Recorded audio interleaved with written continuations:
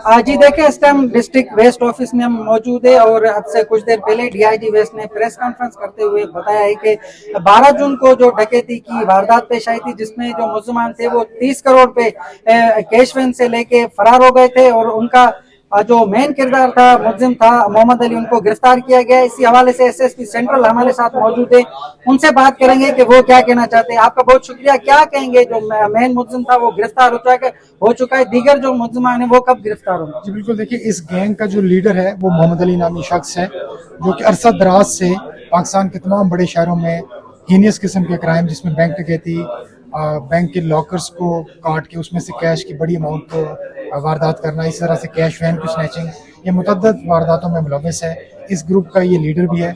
उसको पुलिस ने बड़ी कामयाब कार्रवाई करते हुए विद इन 1 वीक इस केस को ट्रेस किया, मरकजी मुलज़म को गिरफ्तार किया।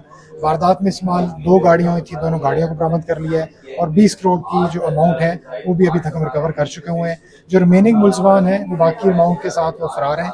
उनकी गिरफ्तारी के लिए मैंने टीमें तश्कील दे के उनका पीछा कर रहे हैं। इसमें जो एक गाड़ी छोटी टोयोटा की है गाड़ी पिक्सल, वो मोहम्मद अली ने ही परचेज की थी हार्डली फ्यू वीक्स बैक, उसकी अपनी ही थी।